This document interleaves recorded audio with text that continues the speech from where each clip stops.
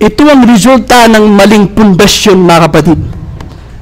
Maling pundasyon sa akida, pananampalataya, mali ang naging pundasyon sa kanyang pagpasok sa Islam.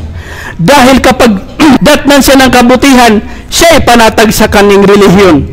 Pero kung datnan siya ng pagsubok, ipagpapalit niyang katotohanan sa napakaliit na makamundong bagay. Kaya dapat ayusin natin ang pundasyon ng ating pagmumuslim. Ayusin natin, mga kapatid. Nang sa ganun, kahit na datnan tayo ng mga pagsubok, matibay tayo insyaallah. Marami ang mga taong nagmuslim, kalaunan, lumipat sa ibang sekta, ang naging dahilan. Sinubok siya ni Allah subhanahu wa ta'ala. Nagkaroon ng mga problema, samot-saring problema, lumipat siya sa mga maling sekta. Lumipat siya sa mga ligaw na tao, porque tinulungan siya, ipinagbenta niya ang katotohanan, ipinagpalit niya ang katotohanan sa napakaliit na makamundong bagay. Huwag nating personalin, porque hindi ka natulungan. Halimbawa, pumunta ka doon sa mga Ahlus Sunnati wal Jamaah, maaari mga mahihirap lang yan, wala talagang may tulong, porque hindi mo sa kanila nakuha ang tulong. Lumipat ka sa mga Shia, humingi ka ng tulong sa mga Shia, nakuha mo doon ang tulong na gusto mo, ipinagpalit mo ang katotohanan. Hindi mo alam na yun pala ay pagsubok lamang ni Allah subhanahu wa ta'ala.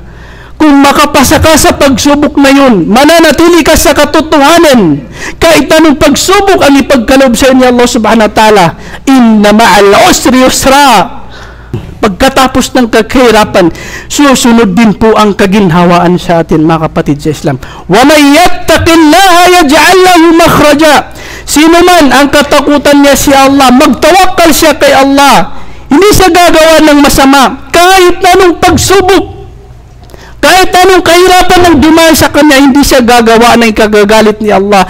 Pagkakaluban siya ni Allah subhanahu wa ta'ala ng solusyon sa kanyang mga problema, sa kanyang mga pinagdadaanan, mga kapatid sa Islam. Huwag nating ipagpalit ang sunnah ng propeta sallallahu alaihi wasallam. Ahlus Sunnati wal Jamaah. Huwag nating ipagpalit kahit na anumang iba't ibang mga sekta, anumang mga ligaw na mga sekta ang dumating sa atin.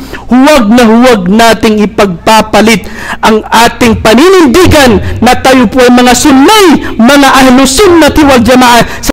Kaya tayo tinawag na Ahlus Sunnati wal Jamaah sapagkat tayo po ay people, tayo pamilya ng sunnah ng propeta sallallahu alaihi wasallam, na nagkakaisa po tayo sa sunnah, katuruan ng mahal na propeta Muhammad sallallahu alaihi wasallam. At sino man ang titindig sa ganitong paniniwala, si matatawag na sunni. Kaya tayo po Ahlus Sunnati wal Jamaah, huwag po natin ipagpapalit ang katotohanan ito. Yung mga iba't ibang mga sekta na mga ligaw, kakaiba ang kanilang mga da'wa, mga kapatid. Kakaiba yung kanilang mga da'wa, ginagamitan nila ng makamundong bagay. Ginagamitan nila, sinasamantala nila yung mga kahirapan natin. Yun, paunti-unti, simula ay tulong lang, pero kalaunan, subhanallah, kanya na palang ini-inject sa kanyang isipan ang kanilang akida, ang kanilang mga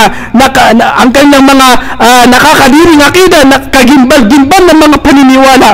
Subhanallah, kaya mga kapatid, dapat maging wise tayo. Huwag nating gawing pundasyon ang makamundong bagay sa pananampalataya natin.